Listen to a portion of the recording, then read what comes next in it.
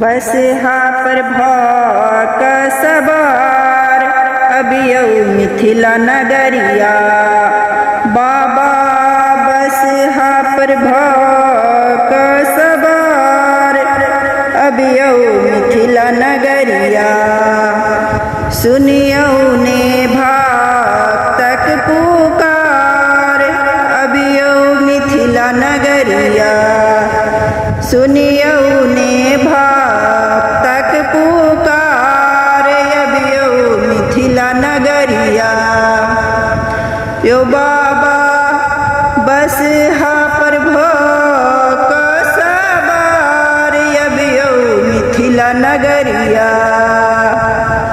धतूरा के फूल सजौने अहीं लाछी भांग रखने।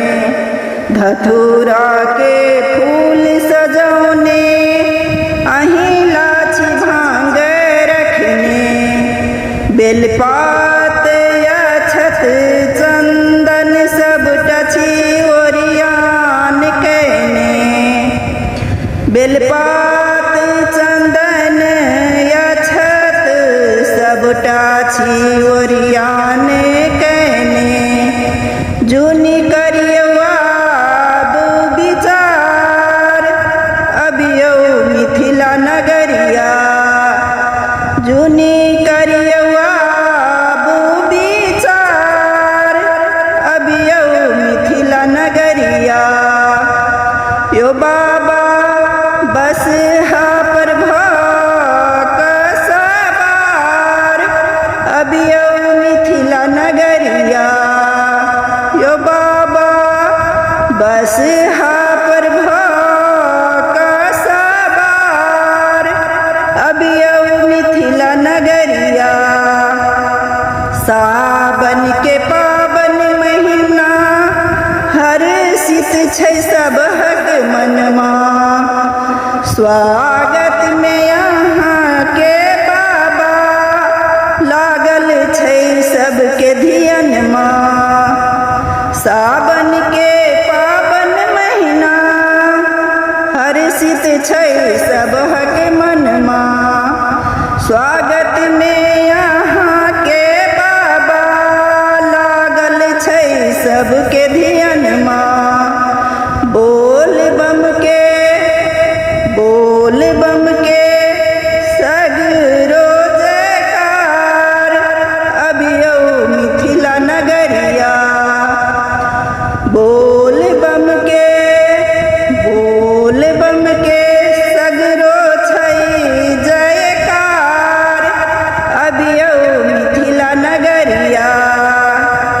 बस हा पर भौक सवार अबियौ मिथिला नगरिया। बाबा बस हा पर भौक सवार अबियौ मिथिला नगरिया। हमरो शिवजी अरजी सुनबै। हमरो शिव अरजी सुनबै। अहीं के चाकर बन रहबै। हमरो शिव अरजी सुनबै। अहीं के चाकर बन रहबै। हमरो के यहाँ बाबा अपन शरण में रखबै।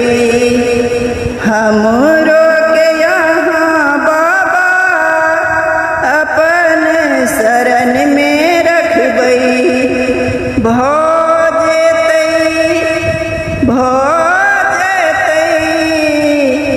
भौ जेतै मिथिला उधार अबियौ मिथिला नगरिया।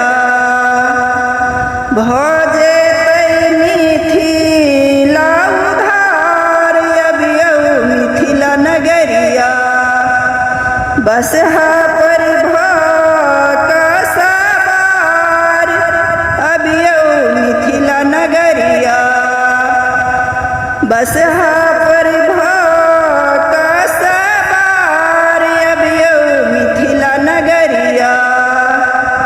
सुनियो ने भक्तक पुकार अबियो मिथिला नगरिया सुनियो ने भक्तक पुकार अबियो मिथिला नगरिया बस